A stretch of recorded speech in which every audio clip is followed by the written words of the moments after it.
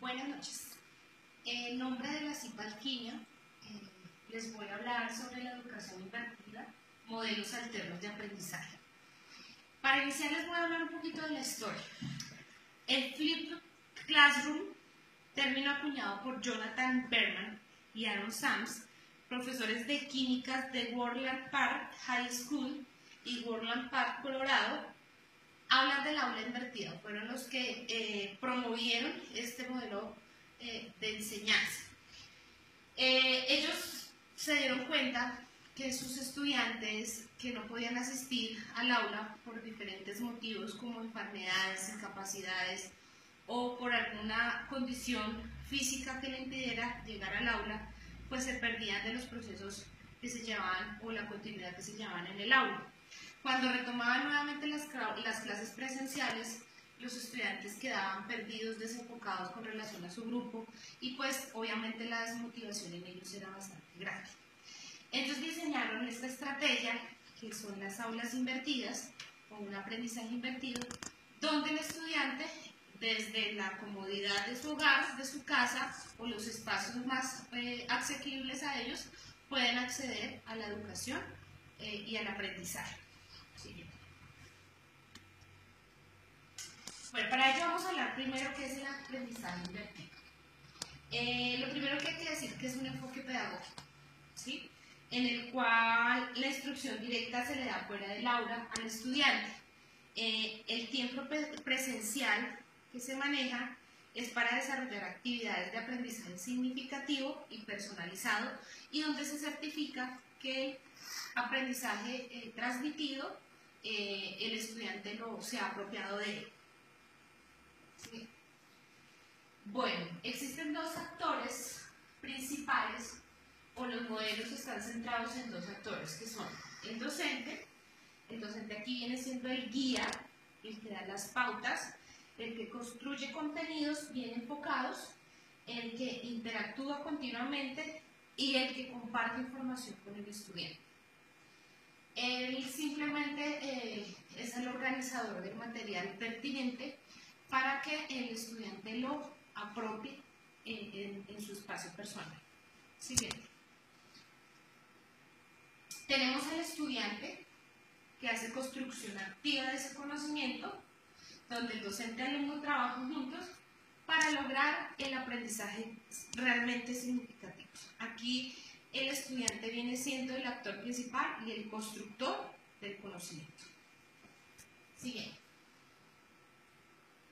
Bueno, existen 4 pilares o los elementos del aprendizaje invertido que se conoce como Flipped Classroom, y estos pilares son los ambientes flexibles, la cultura de aprendizaje, contenidos intencionales y el docente profesional. Voy a hablarles de cada uno de ellos. Siguiente. El primero de ellos se llama ambientes flexibles.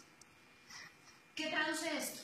Que el estudiante busca esos espacios acordes a sus necesidades, busca los tiempos, busca el lugar donde se siente más cómodo, el lugar donde puede acceder a este tipo de metodología y entonces aquí hablamos de que el estudiante determina cuándo y dónde aprende y lo más interesante de este método es que lo hace a su ritmo.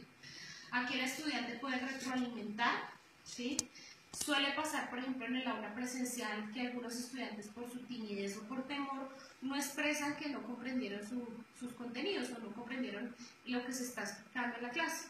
Se quedan callados y al continuar el proceso, pues el profesor va avanzando y el chico queda estancado.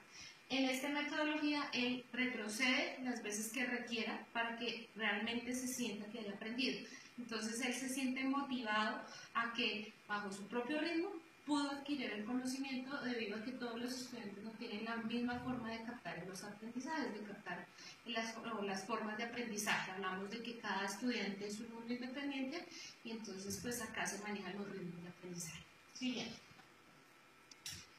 Hablamos de la cultura de aprendizaje.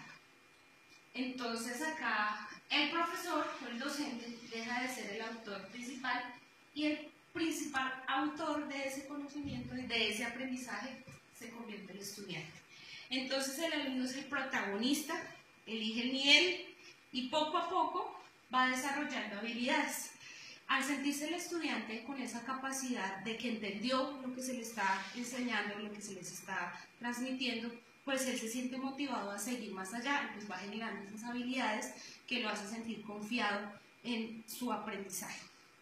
El aula se convierte en ese espacio donde el docente profundiza algunos temas, donde genera debates y donde asegura que realmente se entendió o que se llegaron a los objetivos propuestos. Siguiente. Aquí hablamos del contenido intencional. Obviamente las temáticas deben ir centradas a objetivos y logros, ¿sí? Debe tener un propósito. O sea, los contenidos que se presenten allí no son contenidos porque sí, son contenidos que tienen un propósito y que buscan llegar a una meta. Entonces se habla de plantear un diseño de contenidos respecto a los materiales que se van a usar, tener en cuenta los estilos de aprendizaje de los estudiantes, lo que anteriormente mencionaba, complementar con estrategias como el audio, los videos, los carteles, utilizar un portafolio de evidencia. Cada estudiante va recopilando la información que ellos van ejecutando en ciertas actividades propuestas por el docente, entonces esa información se va recopilando. Y obviamente continuamente estamos con el uso de herramientas tecnológicas. Sí. Hablamos de un educador profesional. El educador debe tener madurez, estabilidad emocional, debe estar abierto al aprendizaje, debe tener conocimiento completo del currículum, tener cierta formación psicopedagógica, debe tener una actitud positiva y proactiva, debe tener capacidad de comunicarse con sus estudiantes, debe estar dispuesto a los cambios continuos e innovadores, y además de eso debe ser un mediador de los conflictos que se puedan presentar en el proceso de enseñanza-aprendizaje. Siguiente. Entonces, algo también interesante que hay que destacar es que el profesor debe tener interés por lo que está haciendo. Él debe demostrar cierta compromiso con su labor y una actitud de empatía. Debe ser un personaje innovador, un profesor inspirador que dé esa confianza al estudiante de abrirse, de expandirse más allá de lo que se le esté dando. Debe ser capaces de mantener a los estudiantes en la expectativa con respecto a la clase. Es decir, hoy los tengo asombrados, entonces en la próxima con qué va a salir el docente, con qué expectativas o con qué proceso dinámico nos va a trabajar pues a los estudiantes. Siguiente. Bueno, hablamos de las ventajas de este modelo. Hablamos de que este modelo mejora ambientes de trabajo en el aula, aumenta la atención o incrementa la atención de los estudiantes. El aula se convierte en ese espacio activo por todos los participantes de este proceso. Algo interesante es que fomenta la creatividad y el pensamiento crítico de los estudiantes, ya que se les pone ciertas situaciones en las que ellos tienen que resolver problemáticas, tienen que estar enfocada a la realidad y a su entorno. Entonces, de esta manera el estudiante aumenta su pensamiento crítico. Promueve el aprendizaje centrado obviamente en el estudiante. Se aporta la libertad del profesor para dinamizar cada uno de los procesos, permite eficiencia, los padres están más informados de los procesos que desarrollan sus docentes porque lo tienen ahí en la mano, disponible, y los contenidos son más accesibles para los chicos. Y obviamente se promueve el aprendizaje colaborativo. Tiene ciertas desventajas este modelo. La primera, la que considero una de las grandes desventajas, es que se incita al sedentarismo, porque el estudiante, pues al no salir de su casa, al estar todo el tiempo frente a la pantalla, pues se genera cierto proceso de sedentarismo. Entonces aquí de pronto el docente puede ser un poquito creativo para invitar al estudiante a hacer ciertas actividades y después que sean retroalimentadas por medio de la computadora o retroalimentadas en el aula directamente. Entonces, ahí podríamos manejar esta desventaja. Se incrementa el tiempo, como les decía, frente a la pantalla. Algo que tiene es que implica más trabajo para el docente porque él tiene que preparar muy bien sus clases, saber realmente qué es lo que desea. Otra de las desventajas es que el docente confía y se basa en la confianza que tiene ese estudiante, es decir, que esos trabajos que se envían en los archivos, que esas actividades que el estudiante le envía al docente, el docente confía que hayan sido hechos por ellos y no por de pronto algo que les haya colaborado. Obviamente eso se puede verificar en la retroalimentación que se hace presencial, aunque no es continuo, pero se hace virtualmente, puede ser por medio de una conferencia o un chat directo. De esa manera se puede hacer la retroalimentación y verificar realmente si el estudiante es el que desarrolla esa actividad. Siguiente.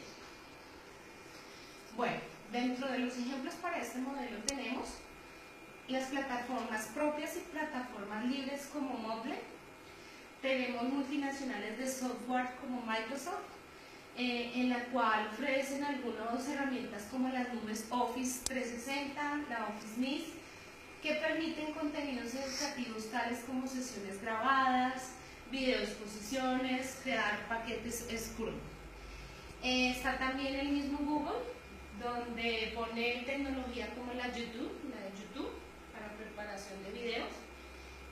Todas estas empresas ofrecen diversidad de materiales y software que nos permiten ser más dinámicos, más didácticos, más propositivos y productivos.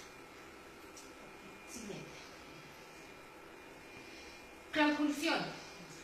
Este modelo de educación abre nuevos horizontes a la enseñanza de la productividad, ya que nos exige buscar nuevas herramientas y metodologías para la planeación, desarrollo y ejecución de contenidos curriculares, ya que esto nos dará como resultado clases amenas en donde el trabajo colaborativo sea favorable para el aprendizaje significativo. Muchísimas gracias, los dejo con esta pequeña reflexión. La educación es el arma más poderosa que puedes usar para cambiar el mundo, lo dice Nelson Mandela. Muchísimas gracias.